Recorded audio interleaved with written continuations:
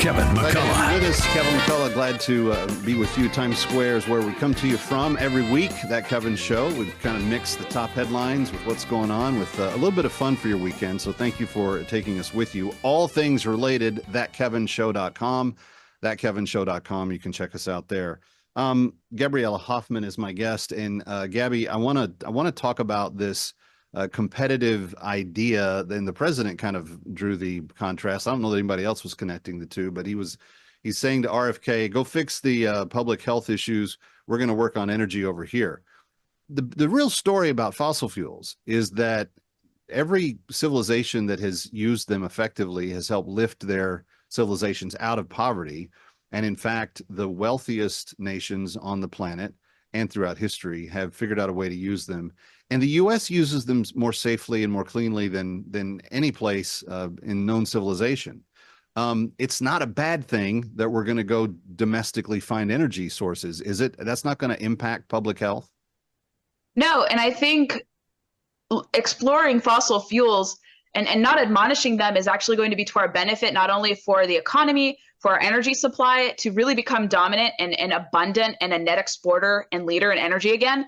But it's also going to lead to a healthier environment all across the board, because when we're not reliant on countries that are polluting far more than we are, our footprint is going to be down. And they add so many unnecessary steps with, relying on oil and gas from abroad and shipping it back here and using questionable labor. So all things considered is going to be safer. But someone reminded me, we held an event recently through our center in Pennsylvania a little bit before the election, and it was Sarah Phillips, who was a RNC speaker, and she's a petroleum engineer. She said something really interesting and something indelible that I will never forget in terms of appreciating fossil fuels and the energy mix that we have. And she said, especially for women, if you, let's say, have a child maybe born prematurely, you have to spend time in the NICU, or your kid has to spend time in the NICU. That NICU is being powered by fossil fuels. Mm-hmm. And without that, your child may not be able to survive or maybe have a lower quality of life. And that just left such an impression on me. And I'm surprised that that's not discussed more, but she's one of the few people who is trying to hone in on that point. But so much of our life is dependent on it. And this admonishment we have seen throughout the last 4 years coming from Biden-Harris, this administration, has been really disconcerting. And the rest of the world is also still, I would say, ramping up their oil and gas production, because they see that these intermittent solar and wind investments, if you can call them investments, it's government boosting of these so-called unproven without the subsidies, they don't last. No.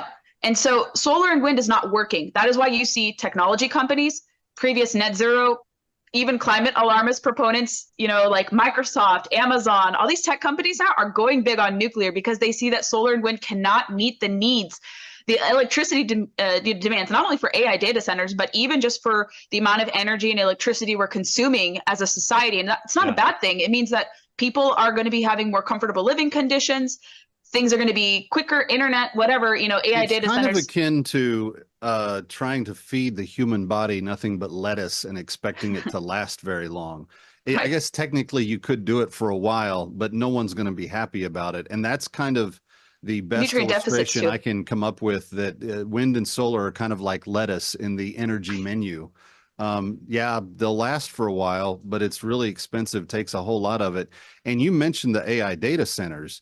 Look, every app on your phone now has an AI component. There's not a software that's being written. There's not an online game or chat room or anything else that doesn't have an AI component. And the amount of electricity necessary to power those is astronomical because of the computing power that's necessary for it. And there's just no way we get there. And here's the other little secret, Gabby.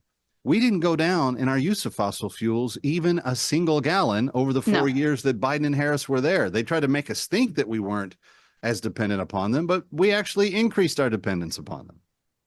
We had to, as a response to their directives, even while they were decreasing the amount of available leases to be bid on. I think in the Gulf of Mexico, it was 3. In the Gulf of Alaska, it was even less. So it was more so a response to the reason why we saw a higher development or higher production happening. It wasn't because of the policies that were strangling it. It was a response to the supply and demand, of these resources. So the markets will overpower any regulation. And again, because of these this tilting in the favor of these unreliables, they can't meet the needs, they can't meet the demand, and then you have to ramp up natural gas and oil to back it up. One last question real quick before we go. What can he do via executive action to get this rolling even before Congress takes it up? I believe we're living in a post-Chevron world, so the dynamics in terms of rulemaking is going to be a little different. So I don't see President Trump using the regulatory state to enact bad policies. Most likely he's going to be deregulating. He can get rid of a lot of the bad ones. He should still be able to undo a lot of the bad policies.